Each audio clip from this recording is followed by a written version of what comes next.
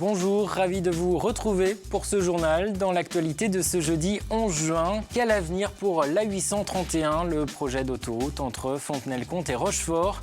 La déclaration d'utilité publique publiée en 2005 ne sera plus valable dans un mois.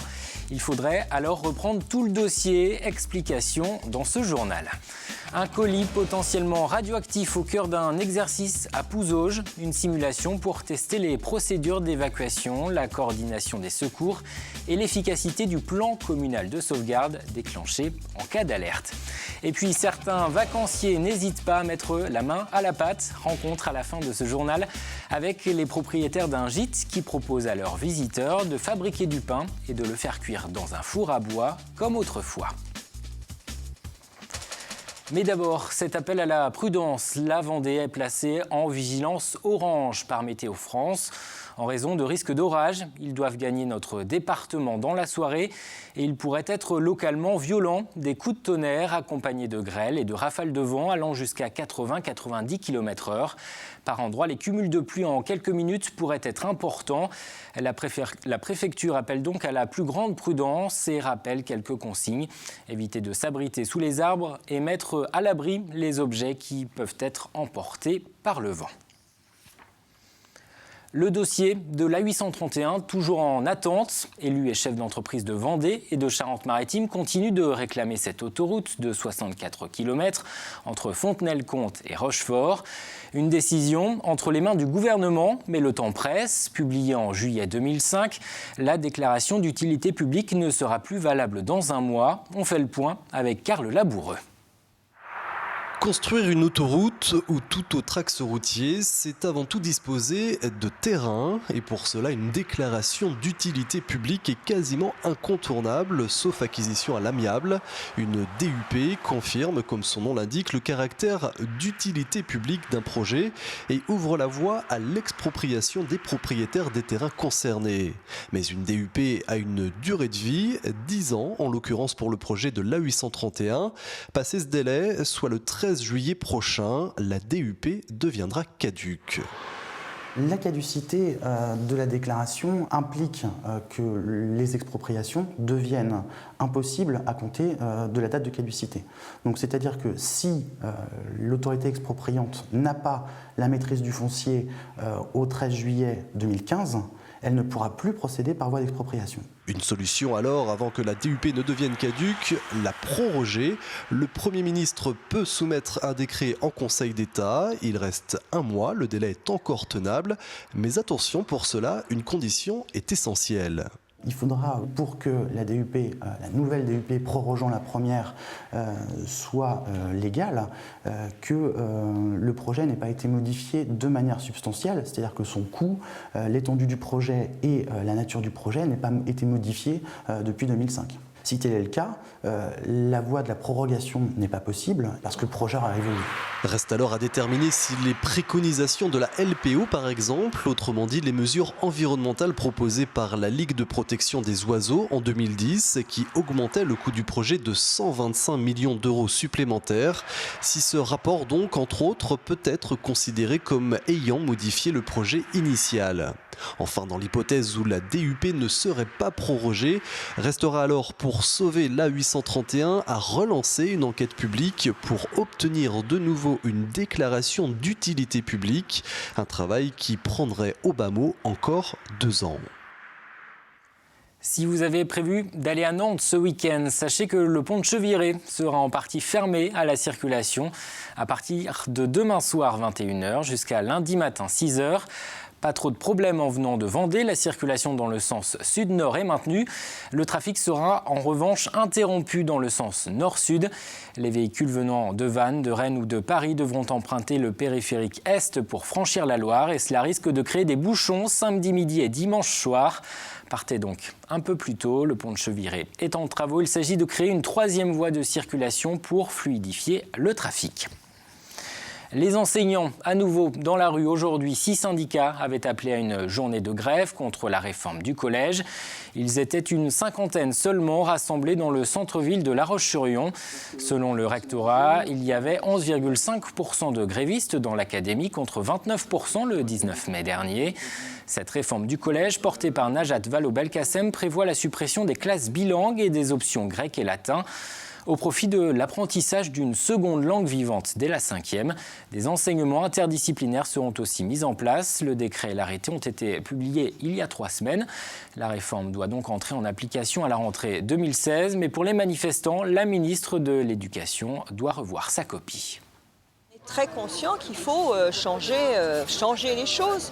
Mais il faut vraiment qu'elle discute avec nous. On a plein de choses à dire. C'est quand même nous qui avons les élèves devant nous. C'est pas elle quand même. Et ce qu'il faut savoir, c'est qu'avant la manif du 19 mai, Madame Vallaud-Belkacem n'avait reçu le SNES qu'une seule fois. Si c'est ça qu'elle appelle discuter, là on a vraiment l'impression qu'elle nous prend pour des imbéciles, quoi. Je crois que globalement les enseignants veulent qu'on remette tout à plat. Il faut abroger cette réforme et qu'on puisse rediscuter des vrais problèmes pédagogiques du collège. Parce que tout ne va pas bien, on ne va pas se voiler la face. Il faut changer des choses pédagogiquement au collège, mais pas comme ça, pas cette réforme-là. Et puis la Vendée comptera un nouveau collège à la rentrée prochaine. Le collège Georges Clémenceau aux Essarts. Il accueillera les jeunes de Saint-Fulgent, de la Merlatière ou de Sainte-Cécile. 266 élèves y feront leur rentrée en septembre, mais l'établissement devrait en compter près de 600 dans 3 ans. Les jeunes qui ont commencé leur scolarité aux Herbiers ou à Belleville ont été autorisés à terminer leur cursus dans leur établissement actuel. Ce collège Georges Clémenceau coûtera 12 millions d'euros. Les travaux sont bientôt terminés après plus d'1 an et demi de chantier. Un collège donc tout neuf qui se veut exemplaire sur les économies d'énergie. Écoutez la conseillère départementale Isabelle Moinet. C'est un collège qui s'intègre parfaitement dans l'environnement. Des outils modernes, un collège clair, ouvert vers l'extérieur, donc un collège extrêmement moderne. On a juste envie d'être élève et d'être à la rentrée de septembre. La Vendée plutôt bonne élève en orthographe. Le département se classe 15e sur 95 selon le baromètre Voltaire, un baromètre qui se base sur 85 000 utilisateurs d'un logiciel de remise à niveau en français. Ils ont été interrogés sur 84 règles d'orthographe de référence comme l'accord des participes passés ou les pluriels des noms composés. Les Vendéens obtiennent une note de 573 sur 1000. Les résultats au niveau national sont loin d'être satisfaisants. Moins d'1 Français sur 2 maîtrise l'orthographe. Les femmes s'en sortent mieux que les hommes, elles font moins de fautes. Et c'est en Languedoc-Roussillon que les résultats sont les meilleurs. Le risque radioactif existe dans le département et c'est pour faire face à un potentiel accident qu'un exercice de simulation a été organisé hier à Pouzauges sur le site de l'entreprise Ionisos, classée INB, installation nucléaire de base. Il s'agissait de tester l'efficacité du PCS, c'est le plan communal de sauvegarde. C'est lui qui prévoit les procédures d'alerte à la population, les évacuations et la coordination des secours. Pierre Dalicieux.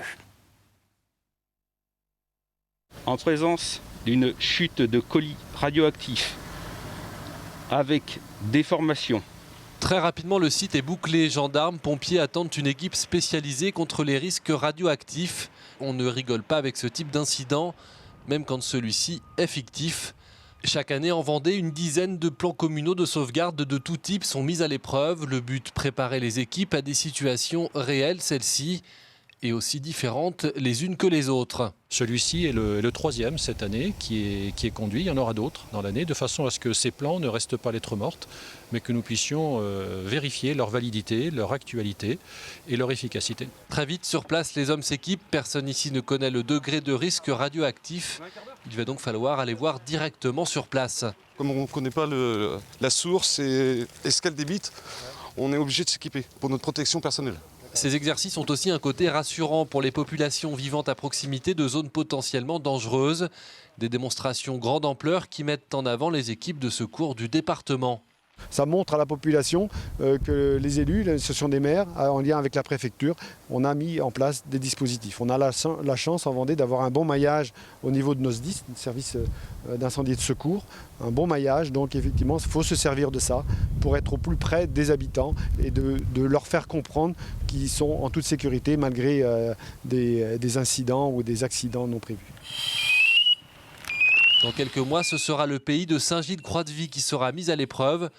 Le plan Orsec sera déclenché sur toute la zone, sans plus de précision. Et une douzaine d'exercices de ce type est donc prévu cette année dans le département, notamment sur les communes littorales, pour tester les alertes aux inondations et aux submersions. Ce chiffre, à présent 5,2 kg, c'est le poids de vêtements et de chaussures que chaque Vendéen jette chaque année dans les bandes de collecte spéciales textiles installées dans les déchetteries ou sur les parkings. Nous faisons mieux que la moyenne des Français, mais pour Trivalis, ce n'est pas assez. Le syndicat de traitement des déchets veut passer à 7 kg. Il lance donc une campagne de communication pour inciter à ne plus jeter ses vêtements ou ses chaussures à la poubelle. Car même troués ou abîmés, ils peuvent être réutilisés, comme nous l'explique le président de Trivalis. Vous avez soit une réutilisation dans d'autres pays, soit un recyclage pour faire de l'isolant, pour refaire des sols de tennis, etc. Parce qu'il y a une certaine matière plastique dedans qui peut être valorisée pour d'autres usages. Donc il faut continuer à relancer ces messages de communication, de prévention déjà et de valorisation. Je crois qu'on a 68% aussi de nos déchets qui sont valorisés en Vendée, au-delà des 45% que l'ADEME nous demandait en 2015. Donc on voit qu'on est bien. Mais je crois qu'il ne faut jamais s'asseoir sur ses lauriers, il faut continuer encore l'effort. Si vous voulez vous évader un peu, rendez-vous ce week-end au Salon du Livre de Mer de Noirmoutier. C'est la 6e édition de cet événement littéraire organisé par l'association Printemps, Lecture et Culture. Ils mettent à l'honneur les grands explorateurs.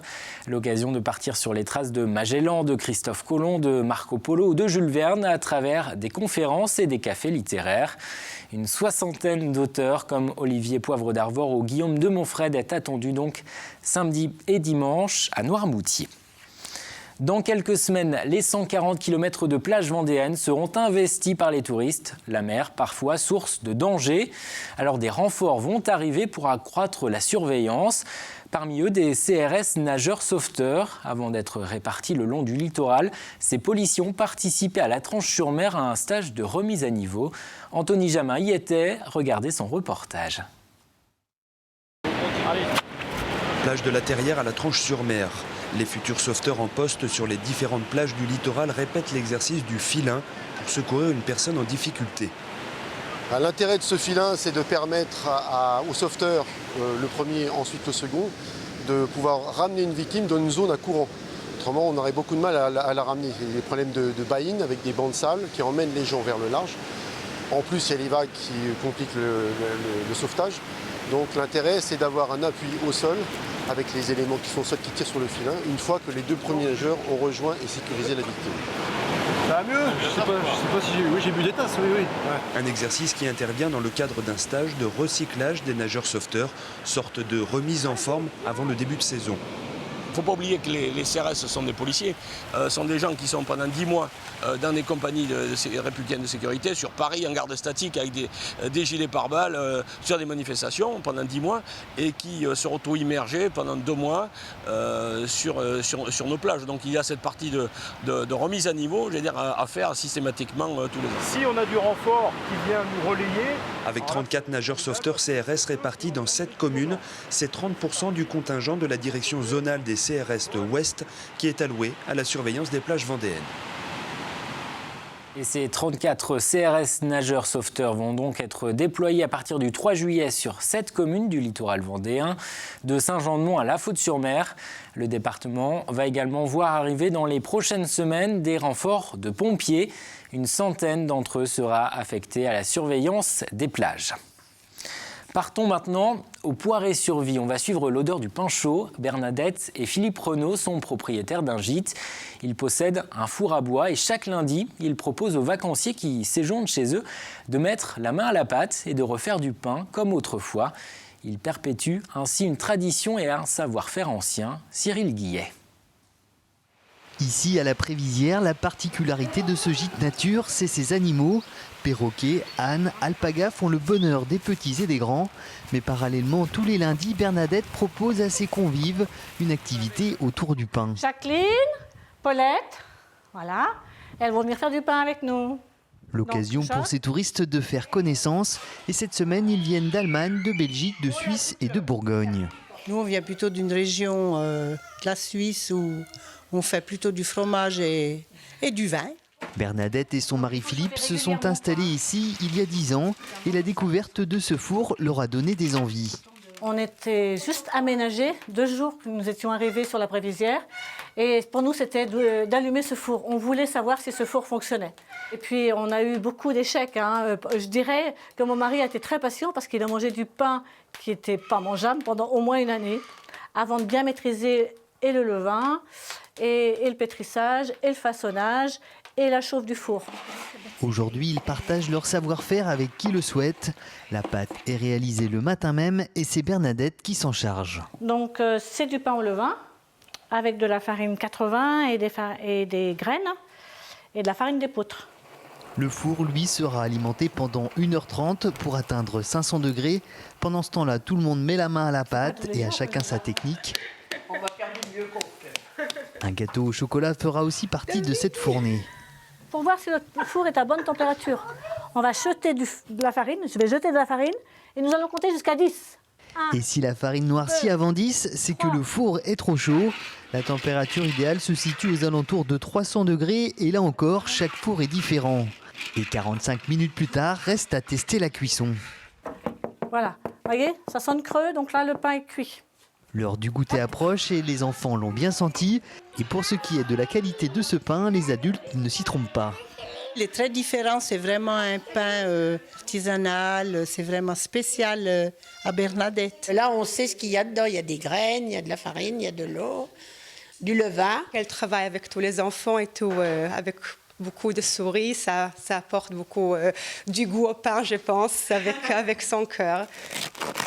Reste à déguster ce pain pétri et cuit avec amour. Un bonheur simple partagé par tous qui conclut cet après-midi de la plus belle des manières. Et on termine ce journal avec un point sur la météo. Je vous le disais en début de ce journal, le département est placé en vigilance orange aux orages.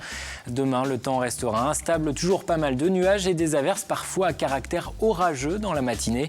15 à 16 degrés pour les minimales. Dans l'après-midi, retour de belles apparitions du soleil. Les maximales seront fraîches, pas plus de 19 sur les côtes, jusqu'à 21 dans les terres. Le détail des prévisions, c'est dans un instant avec Armelle Pavageau. J'aurai le plaisir de vous retrouver demain.